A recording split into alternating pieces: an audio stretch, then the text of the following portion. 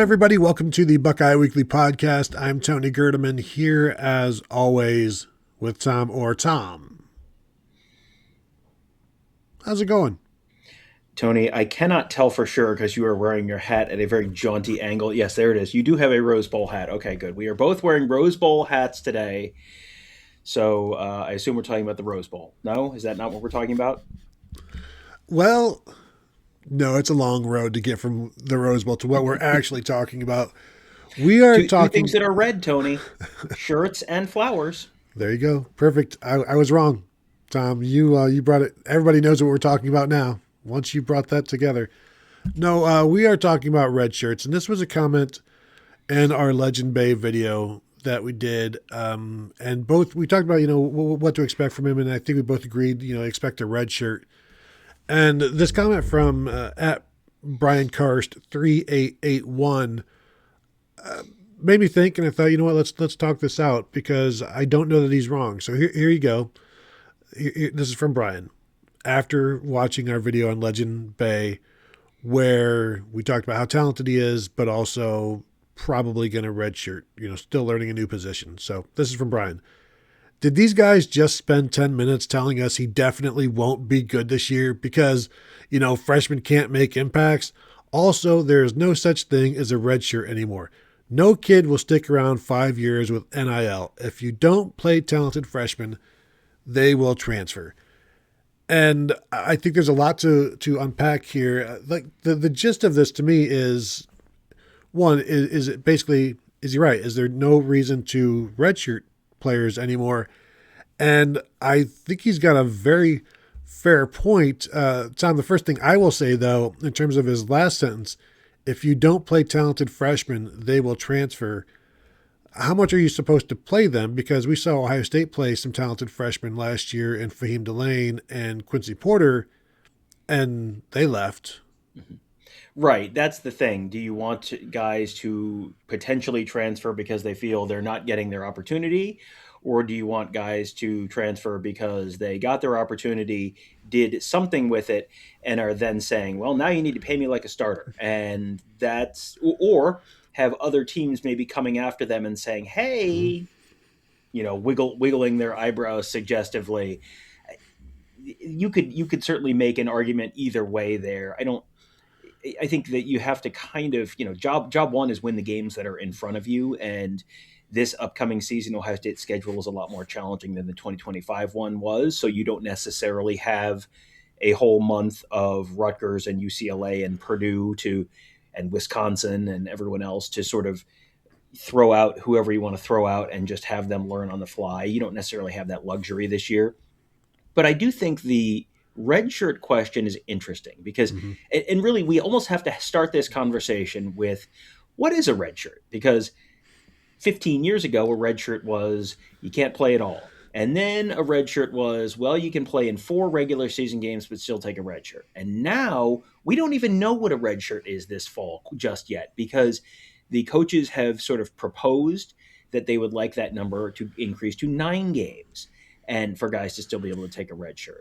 And if that's the case, then I think you're going to see a lot of guys take a redshirt. And just the fact that the coaches are looking to change that rule is an indication to me that they feel it is still very much an important thing. And this is, I think, maybe a little bit of a bridge to what is ultimately going to be you have 5 years to play 5 years kind of rule, but this is a little bit of a bridge to get you there. Yeah, right now, this is the bridge to get you there so that they don't just start grandfathering all of these lawsuit people in. They'd rather just move on from that stuff. And so this would be one way to do it. And the irony is it's like, yes, you can't really think about redshirting, right? But by allowing freshmen to play 9 games, more of them will be redshirting. And so this is not something that you're necessarily planning. This is just the result of the season. And I think that's a positive for basically everybody. Even more of a positive for the players because then they can go be a free agent while still being basically a redshirt freshman or whatever, and not having that cost them a year of NIL or perhaps schooling. So like there's all good sides to this. I do think there's a valid point here where there's no reason to, for some positions, there's no reason to like even think about redshirting anymore. And yet you're still going to see it because a quarterback isn't, a true freshman quarterback. If they're not the starter or the backup, good luck playing 4 games. And we've seen Julian Sand redshirted, Tavian St. Clair redshirted. I think offensive line is always going to be a developmental thing. But there's no reason to go into a season and say, frankly, probably no reason to go into a season saying we're going to redshirt Legend Bay. Now, first you need to know how many games you're going to, how many games a redshirt entails. But like, I agree that you can't expect players to stay around 5 years, which is the whole point of redshirting. But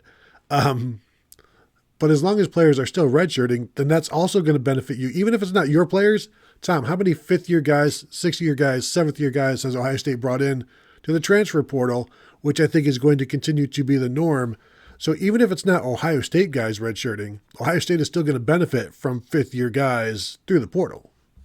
And I think it's in the player's best interest as well, because you come in and all these guys are coming in and thinking 3 years, 4 years at the absolute most. There's no scenario where I'm here for 5 years. And I'm sure when Kyle McCord came to Ohio State, he thought 3 years, 4 years at the absolute most. There's no scenario where I'm here for 5 years. And I mean, that was technically true because he transferred out after his 3rd year. But he played, the reason I'm bringing up a Kyle McCord as an example is because Kyle McCord played in 5 games as a true freshman.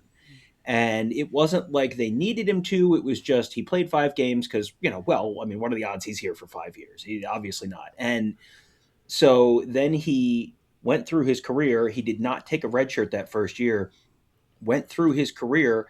His 4th year, he was at Syracuse, made, I think, a decent amount of money in NIL, had a very good season, and probably would have been a very, very highly sought-after player in the transfer portal had he had another year. Had he been eligible for 2025, he's probably one of those guys who's being sought after by Miami or any of those programs that were looking for a hotshot quarterback who could put up big numbers. He would have been one of those guys who those teams were looking at. Instead, he went off to the NFL. He might have been on a practice squad or something this year. I honestly don't remember where he was in the NFL, but I would imagine he probably was not making, multi-million dollars like he possibly could have in college. So, just because your expectation is I'm not going to be here 5 years doesn't mean that that's not how your career can play out. And, giving guys the opportunity to stick around. And then if you want to stick around for 5th year, great. If you don't, that's fine too. Like at that point, it's your decision. The decision is in your hands. It's not out of your hands. And ultimately that benefits the player. And it could, to your point, ultimately end up benefiting a whole lot of other teams that have another player who, to bring in another veteran guy, whether that's an Ohio State or that's a Ball State, whoever it is, you would, I'm sure there are lots of teams that would like to bring in a player, bring in another veteran player, whether it is a 5th year Kyle McCord, 5th year Legend Bay, 5th year, whoever the 3rd string offensive tackle at Arizona State is this year, whoever it is, that just gives everyone, I think, another bite at the apple. It is crazy to think that Kyle McCord probably lost $3 million on 2 snaps in one random Ohio State game in 2021. And that's unfortunate for him because I don't know that he's going to make that over his career in professional football. And so this would eliminate that for the most part. So on one hand, yes, I agree. You can't worry about the redshirting, which kind of, kills the redshirt, but the redshirt is still going to be very much alive throughout the transfer portal and college football. You're never going to get rid of it until they get rid of it. It's always going to be there, always playing a part. As you look at the old teams that are in the playoffs, those aren't all homegrown players. Those are all, from everywhere, and they're all pretty old and grizzled and veteran and all of that. Now, in terms of the first point here from Brian, in terms of, us saying that freshmen can't make impacts, we just watched Bo Jackson lead Ohio State in in rushing. You just watched Malachi Toney this year have an impact. I still number 4 for Ohio State. Jeremiah Smith. No, like we've seen, freshmen can make impacts. Now it's going to be much more difficult this year, I think, for a number of freshmen to make an impact because it's a much tougher schedule. So, and you have some more established players than maybe last year at certain spots. So, like, if Travion Henderson and Quinshon Judkins were on the team last year, Bo Jackson's not rushing for 1,100 yards.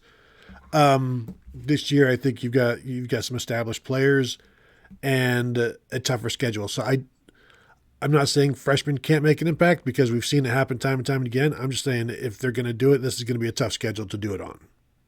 Yeah, for sure. This is going to be a tough schedule, and I think I'm almost positive, unless this is one of these situations where I'm taking crazy pills. We did talk about him potentially being an impact player on special teams, so that's certainly a path to the field as well. I just, as a guy who was not a running back in high school, that's a little bit of a tough transition, and you have a bunch of returning guys in front of you, and you have a pretty tough schedule. There's just a lot of stuff that he would have to do to get into the 8 to 10 carries a game as a running back kind of situation. Possible, sure. Guarantee, far from it. Real quickly before we move on, Kyle McCord on the practice squad for the Philadelphia Eagles. Practice squad players in the NFL make $13,000 a week or $234,000 for the season. So probably not, that's probably what high-end Big Ten backup quarterback money or low-end power conference starting quarterback money. I mean, that's you probably would be better off there sticking around in college if that was an option. But it's to your point. Yeah, I think it's just there's a lot that it's not that freshmen can't make an impact. It's that the vast majority of freshmen are likely not going to make a significant impact.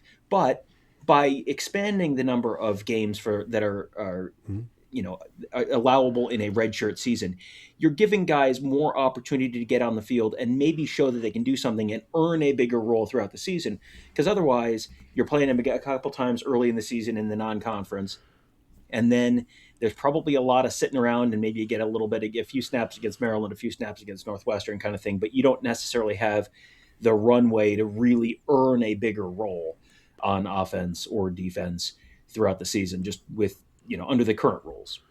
And I'll remind people, Bo Jackson did not play against Texas in the season opener. So, like, a tough schedule means fewer freshmen play, and just keep that in mind.